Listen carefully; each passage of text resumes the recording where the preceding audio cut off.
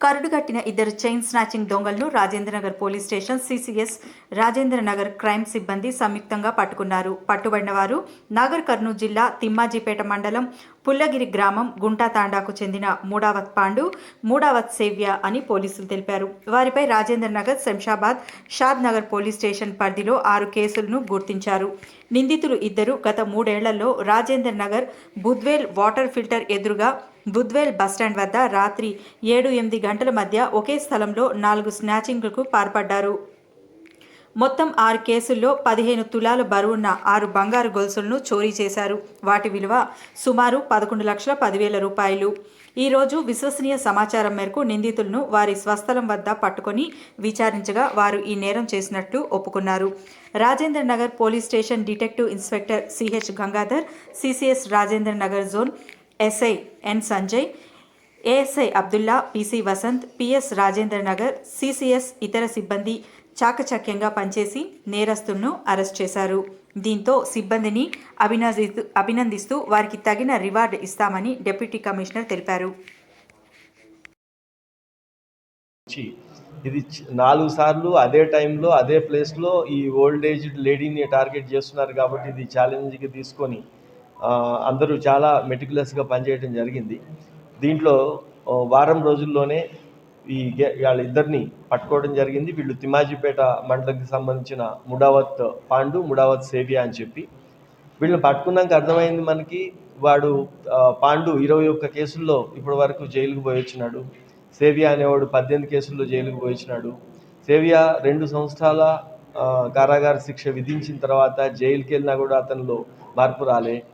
తర్వాత వీళ్ళిద్దరిని కూడా ఇంతకుముందే పీడీ యాక్ట్లో పంపడం జరిగింది. వాళ్ళిద్దరు పీడీ యాక్ట్ కూడా జైల్లో ఉండొచ్చినారు. అయినా కూడా వాళ్ళు బయటకు వచ్చిన తర్వాత ఈ 22, 23, 24 ఈ 3 సంవత్సరాల్లో మన దగ్గర ప్లస్ శంషాబాద్, తర్వాత షాద్ నగర్ వీటిలో 6 కేసులలో స్నాచింగ్స్లో ఉండటం జరిగింది. వీళ్ళు ఆ ఓల్డ్ ఏజ్ లేడీ, తర్వాత ఎక్కడైతే చీకటి ఉంటుందో, తర్వాత ఎక్కడ కూడా నిఘా ఉండదు, లైటింగ్ తక్కువ ఉంటుందో కొన్ని ప్లేసెస్ సెలెక్ట్ చేసుకొని అక్కడే చేస్తున్నారనేది వాళ్ళ కన్ఫెషన్లో వచ్చింది. తర్వాత వాళ్ళని పట్టుకొని ఈ 6 కేసుల్లో గోల్డ్ వాళ్ళు కూడా అక్కడే లోకల్లో వేరే ఆర్గనైజ్డ్ కాకుండా లోకల్ వాళ్ళకి అమ్మటంతో ఆ గోల్డ్స్లన్నీ రికవరీ చేయడం కూడా ఈజీ అయింది. ఇప్పుడు 6 ప్రాపర్టీస్లో మొత్తం 15 తులాసు 11 lakhs వర్త్ ఉన్న గోల్డ్ని కూడా ఈరోజు రికవరీ చేయడం జరిగింది.